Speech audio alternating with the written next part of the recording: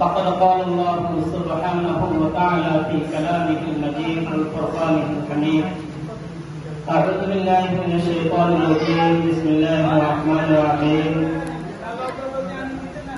وإنك لعلى خلق عظيم. وقد قال النبي صلى الله عليه وسلم: تركت فيكم أمرين لن تضلوا ما تمسكتم بهما كتاب الله وسنة نبيه أو كما قال عليه الصلاة والسلام। সম্মানিত উপস্থিতি, আত-তাহযীব ফাউন্ডেশন কর্তৃক আয়োজিত আজকের সম্মানিত সেমিনারের সভাপতি সাহেব এবং মঞ্চে উপবিষ্ট পিতৃতুল্লাহ আমার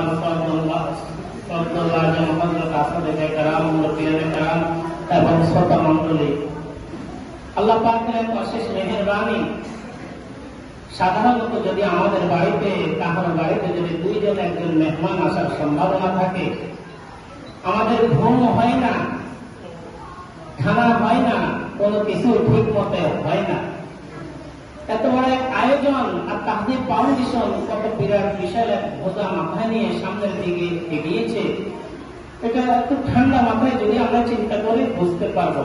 প্রিয় হাজিরিন, আর তাহযীব ফাউন্ডেশনের পক্ষ থেকে যে আয়োজন করেছেন, এই আয়োজন আমার আপনার আজকের জন্য না।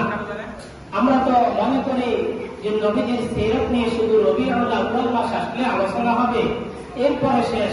কিন্তু আমাদের মধ্যে কিছু মানুষ রয়েছে যারা নাকি এমন ধারণা করে যে রবিউল আউয়াল মাস আসলে নবীজির আলোচনা হবে, নবীজির সিরাত সুরাত নিয়ে আলোচনা হবে, নবীজির ব্যাপারে রাস্তায় মিছিল মিটিং করব, নবীজির নাম নিয়ে এরকম জিলাপি বিতরণ করব, এরকম ভালো উৎসবের খানা খাবো, রবিউল আউয়াল শেষ, তারপরে আর আমাদের খবর থাকবে না। আসলে এমন না। এর জ্বলন্ত প্রমাণ আত-তাহযীব ফাউন্ডেশন প্রমাণ করে দিয়েছে। না শুধু রবিউল আউয়াল মাসের মধ্যে নবীজির সিরাত এটা ক্ষান্ত না, নবীজির সিরাত সারা জিন্দেগীর জন্য এটা থাকবে। প্রিয় হাজিরিন, এই নবীজির সিরাত আজকে আমরা আলোচনা করতেছি, এটা আমাদের সুরতের ভিতরে শরীরের সাথে ফিট করতে হবে, দিনের সাথে ফিট করতে হবে। প্রিয় হাজিরিন, আল্লাহ তাআলা নাকি আরব একটি ঘটনা লিখেছেন তেনার কিতাবে। যদি কোনো ব্যক্তি যদি জানে যে তার বাবা এরকম জেলখানার ভিতরে 31শে অক্টোবর 2024 জেলখানায় ভর্তি হলো, তাকে মামলা দিয়ে তাকে জেলখানায় নিয়ে গেল। কিন্তু যে ব্যক্তি প্রতি বছর যখন 31শে অক্টোবর 25 সাল, 31শে অক্টোবর 26 সাল আসে, বছরে একবার নবী তার বাবার খবর নেই। বাবা যখন জেলখানা থেকে বাহির হইল, তখন জানতে পারলো যে এই ছেলে এত কুলাঙ্গার ছেলে, এই ছেলে এত খারাপ, সে বছরে একবার বাবার খবর নিয়েছে। প্রিয় হাজিরিন, এই ছেলেকে ওই বাবা সূত্রকে এরকম পরিত্যাজ্য হিসেবে ঘোষণা করে দিতে বাধ্য থাকবে। প্রিয় হাজিরিন, আমরা এটা থেকে এটাই বুঝলাম যে সর্বদাই সর্ব অবস্থায় আমার চলার ব্যাপারে নবীজির সিরাতের কথা আমার খেয়াল রাখতে হবে। নবীজি কিভাবে পানি পান করেছেন, নবীজি কিভাবে মানুষের সাথে কথা বলেছেন, নবীজি কিভাবে মেহমানদারি করেছেন, নবীজি কিভাবে রাস্তা দিয়ে অতিবাহিত হয়েছেন। প্রিয় হাজিরিন, আজকে এই মজলিস থেকে এই মেসেজগুলো দেওয়া হবে। এই মেসেজগুলো আমরা জানবো, এই মেসেজগুলো অনুযায়ী আমল করব। প্রিয় হাজিরিন, একমাত্র নবীজির কথার মধ্যে আল্লাহ তাআলা আসমানে যতগুলো কিতাব নাযিল করেছেন, 4টি বড় বড় কিতাব আল্লাহ তাআলা নাযিল করেছেন।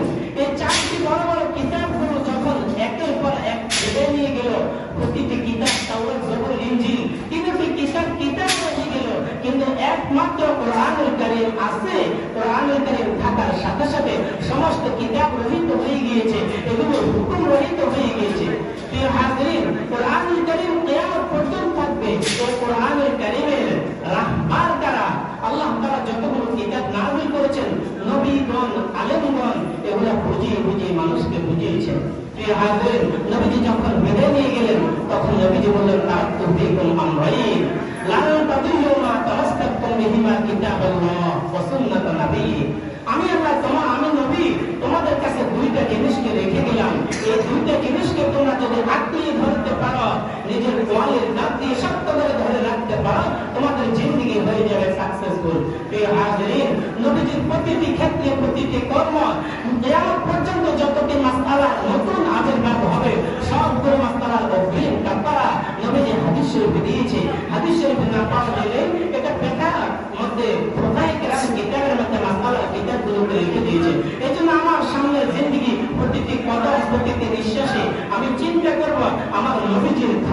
পদ্ধতি ছিল, আমার নবী কিভাবে খানা খাইতেন, আমার নবী কিভাবে নামাজ পড়তেন, আমার নবী কিভাবে মানুষের সাথে মুআশারাত করেছেন।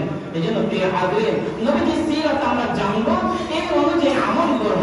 যে বিষয় আমি সঠিকভাবে জানবো না, ওলামায়ে কেরামদের থেকে এরকম সাহায্য নিয়ে সঠিকভাবে জানার জন্য চেষ্টা করব। প্রিয় হাজির, আপনারা সবাই দোয়া করবেন তাহজিব ফাউন্ডেশনের জন্য। এখানে যতজন সদস্য আছে, পূর্ব থেকে আসতে এখন পর্যন্ত, এবং যারা এক হবে, যারা দূর থেকে এলান শুনতেছে, সকলকে যেন আল্লাহ তাআলা নবীর সুন্নাত সিরাত সঠিকভাবে জেনে নিজেদের 3.5 হাত বডিকে নবীর সুন্নতের অঙ্গে রঙিন করার তাওফিক দান